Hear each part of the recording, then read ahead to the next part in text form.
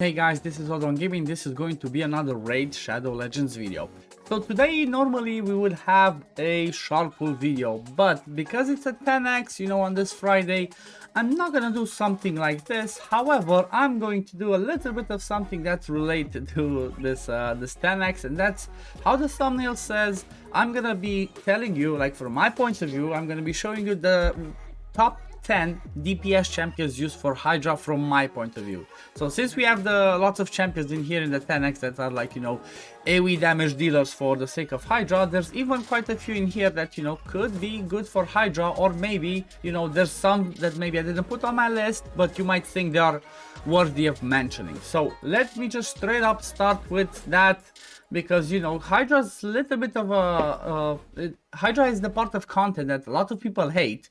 But more and more people starting to do it because, they get into the end game, they get bored, they get annoyed that they lose on the rewards. And now because they started adding the Mortal Soul Stones as well in Hydra, it's kind of like, it kind of forces people to get to that point where they have to be like, yeah, you know what, let's start farming it and let's start doing it.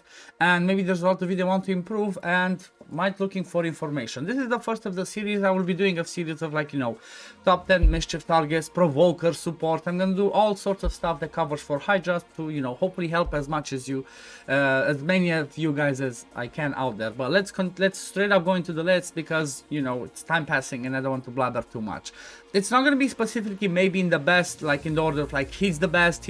No, I'm just gonna tell you my top 10 and basically I might just straight up, I guess the one that I'm gonna mention now is number one in my opinion. If you have a different opinion, please leave it in the comments below and tell me who do you think is number one in your opinion. So the first one is the one of the recent releases, and that's from the Dwarf factions. Let me move myself here, and that is Acrisia.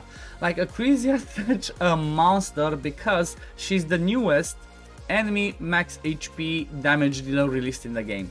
All of her kits are just insanely hitting. Like the passive that she has as well is like decreases damage she takes from AoEs. That straight up makes her as if she has like a stalwart gear straight up, so makes it easier to keep her alive, which is usually the problem with damage dealers. They're kind of too squishy, so this one helps out. And at the same time, because of her passive, it makes it so that for the sake of Hydra and like honestly most of the content, most of the PvE content to be more specific, you don't need to worry about her attack. You only care about her speed, crit rate, and as much crit damage as possible. This is why, because if the target's HP is more than double this champion's, which 99% of the time it's gonna be that, because she has a 15,000 base HP, which is kind of low, then this champion's attacks will deal damage based on the target's max HP. So basically, target's max HP, the only way you can scale that is one, having the target having more max HP, and two, as much crit damage as possible.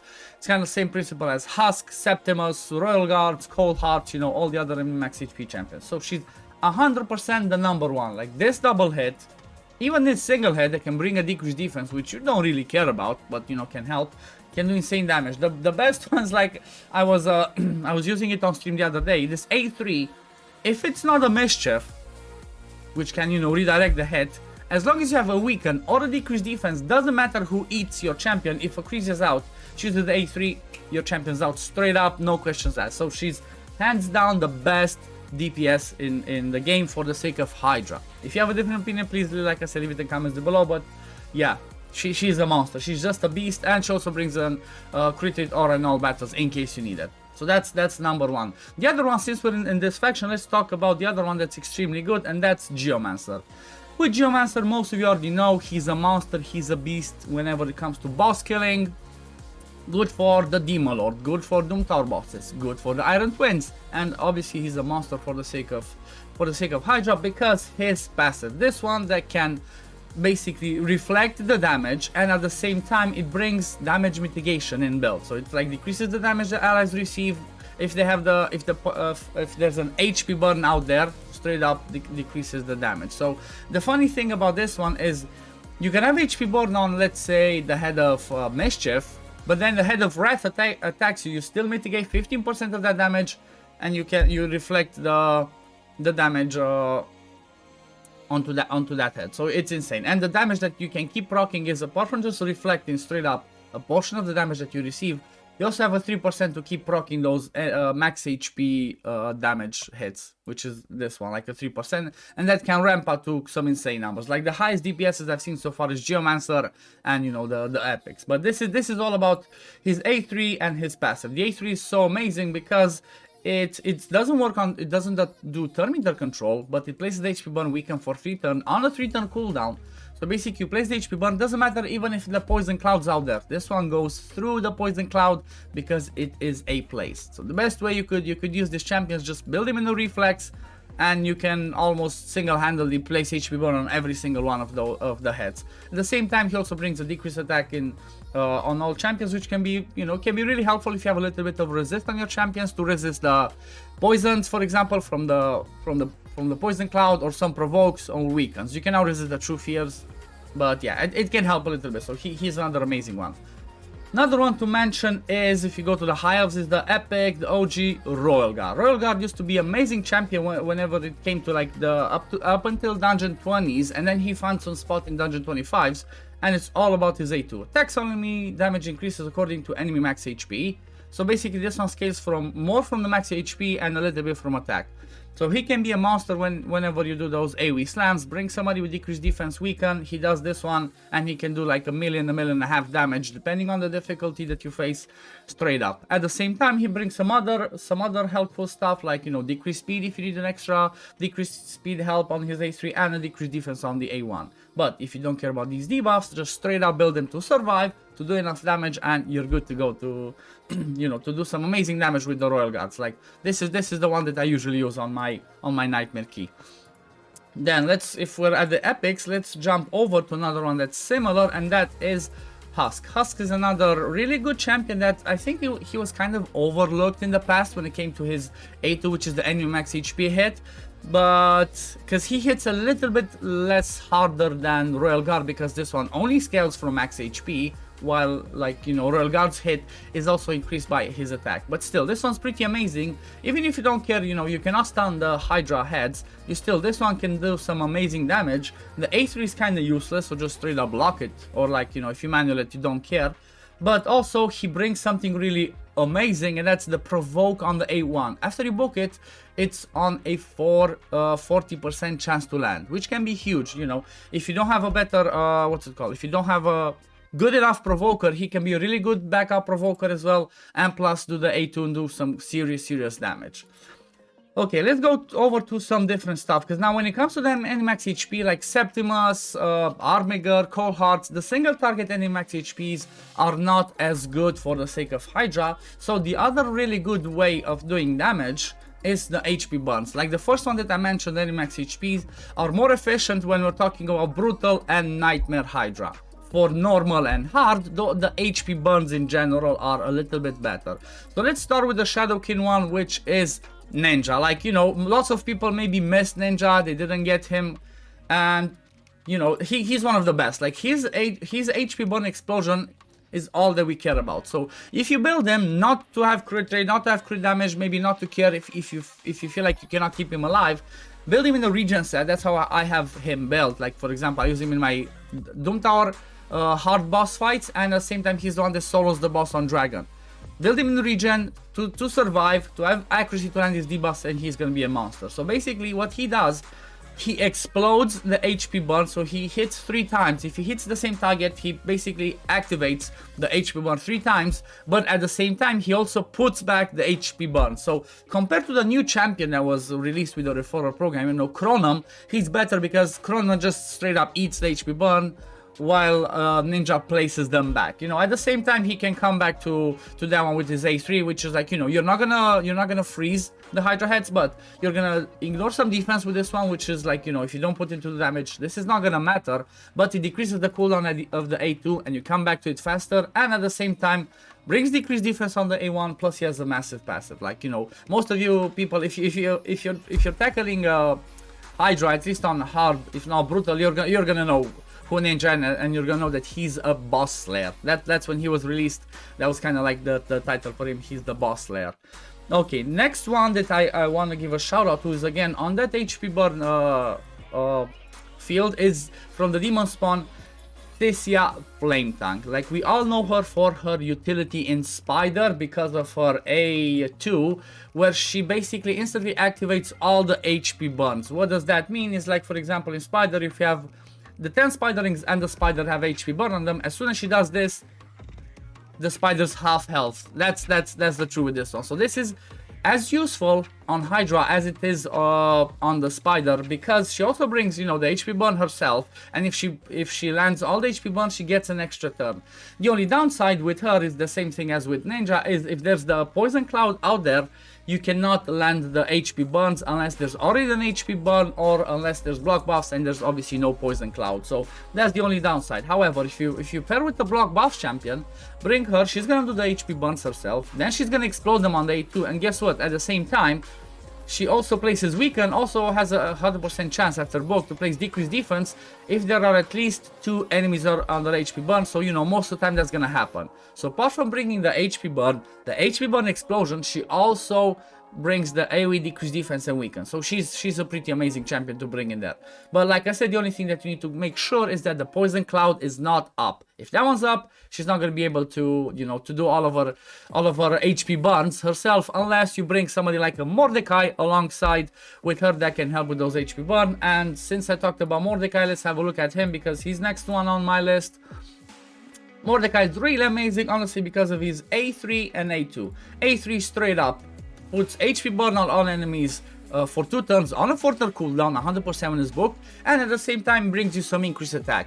So for the sake of normal and hard Hydra, for example, having an increased attack and just doing simple raw damage, not any max HP, plus the HP burn can be the key of you hitting that top chest and, you know, just easily getting your rewards from there. So this HP burn that's on a 4-turn cooldown, it's straight up a place. That's like why he's one of the best ones for the sake of HP burning, because it doesn't matter that the poison cloud's there, doesn't matter about affinity, he straight up places it. Unless he gets 3%ed or you don't have enough accuracy on him, he's always going to be your best HP burner for the sake of Hydra, because, you know, you can ignore the poison cloud from the Head of Blight, have it be placed there, and just come with Mordecai and always place those HP burn. Same principle, because this is on a 4-turn cooldown, just put him in a Reflex or Relentless, which are the best sets to be used for that, and you're good to go. Another good thing is like his A2, for example, can be really helpful. Even though you cannot push the turn meter of the Hydra heads back, you can boost yours. So, you know, you can rotate faster through your abilities. Same thing, the A1 cannot push back the turn meter, don't care. At the same time, he brings an accuracy lead in all battles that can be helpful if you cannot hit the accuracy requirements for Hydra, which maybe the accuracy requirements are not too high, but the resistance ones are. So if you're trying to build a resistance build, having an extra 40 accuracy for the lead can be really helpful. Okay, who else do I have here? Okay, let's talk about another HP burner. Like, you know, I'm trying to keep it to 10. Like I had, for example, Mordecai and Tunisia kind of like on the same spot. Tunisia is another one that's pretty amazing. Puts the HP burn for 3 turns, and at the same time can put decreased speed if the turn meter requirement is met. If I remember correctly, I'm not sure if they fixed it or not, but Tunisia could place the HP burn even when Poison Cloud was up. So even though she would weak hit, she could still place the HP burn. I'm not sure if that still works or not, but that makes her pretty amazing. So this is mostly what you care about her. This one, and the A1 does decrease defense. The A3, you do more damage depending on how many HP burns are out there, but you cannot steal a turn meter, so maybe you would not really use this. And then she has a really interesting passive as well, but you know, the freeze is not gonna happen. However, the other parts can happen. Okay. The next one that I want to cover, I think I'm getting close, you know, close towards the end. The next one's like, I'm kind of gonna mention a little bit of more straight up like raw damage. Maybe there are gonna be better ones, but these are the ones that also bring some other utility. And first off, let's start with the ones from Night Revenants. Solas can be a really amazing DPS. Like, if you don't know yet, Solas has the hardest hitting defensive nuke in the game on this A3. So why this A3 is so amazing? It, one, provokes, so you have a way of dealing with the Head of Decay by being provoked. At the same time, he puts a shield on himself for the equal to 30% of the damage that he inflicted, but also his damage increases by 10% for each debuff on the targets. So the more debuffs you have, the more damage he's gonna do from this one, and he can actually smack pretty hard with this one. He can smack pretty hard with A2, again, 3 hits, provokes, removes buffs, and then he can smack pretty hard on the A1. You cannot stun, but still. his damage output could be really awesome. Like for example, in my team, he always does around 10 million damage, even though he's not built for damage, he's built for provoking. So it's like he's pretty amazing. Then the other one that I have not tested, but looking at the kit and seeing him being used during the faction games a little bit, I feel like this champion maybe should be tested out more. I might do it because I pulled her, so I might build her and test her out in Hydra, and that's Shema. Shema has a really interesting kit on her A3, like she attacks down all the enemies 2 times, she removes all the buffs, kind of like a seer, and then the second hit will ignore some defense. She can actually smack pretty hard with this one. At the same time, bringing a decreased defense on the A1, and on the A3 this is pretty awesome because it does 3 hits, again transfer all debuffs from herself to the target enemy, and then the first hit increases the duration of all debuffs on the target, which is really awesome. The same thing, oh yeah, one thing that I forgot to mention about Solas.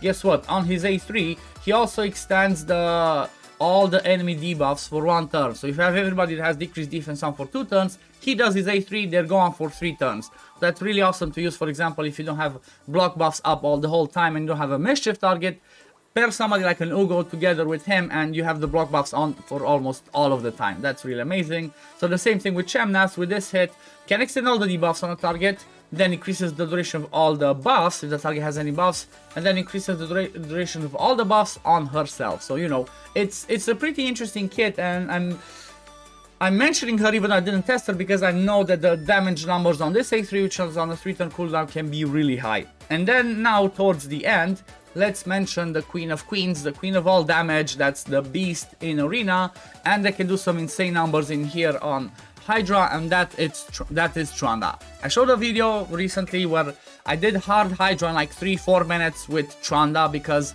the thing with Tranda is, apart from doing insane hits on the A3, like she's not gonna stun, she's not gonna put HP burn because you need to stun in order to put HP burn, but she's gonna do double hits, which do insane damage. We're not talking, like I said, about normal and hard. And then it's also about her A2. This A2, if you target a head that is decapitated, that has decreased defense and weaken, this A2 can do up to 20 million damage like that, just one shot.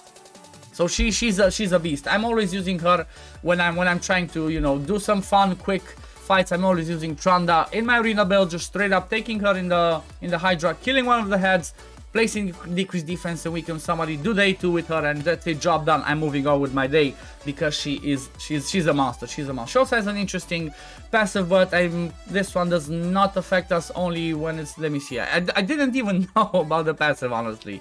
Like, I knew that she had a passive, but I never really looked at it too much. This champion speed increased by far for each enemy currently under HP burn. So this one's even helpful. She's not gonna place the HP burn, but somebody comes, places the HP burn, so she can be a little bit faster. It only stacks to 15. It still can be good. But yeah, this is the list from, like I said, from my point of view, the champions that I've used myself, that I've seen being used, and that I feel like bring something, you know, bring something really good to the fight. Apart from the damage, they might bring some extra utility. Those are the ones that I mentioned. If you feel that I left somebody out that deserves to be called out, just leave it in the comments below. Like I said, I tried to keep it to a top 10, 11, but you know, there might be some other, there's definitely some other crazy good ones. But like I said, leave it in the comments below if you think there's somebody that 100% you would say it deserves to be on the list. But yeah, this is gonna be for the video today, guys. Thank you for watching. Good luck if you're gonna be pulling for this 10x, and I'm gonna see you in the next one. Peace, love, take care everyone. Bye guys.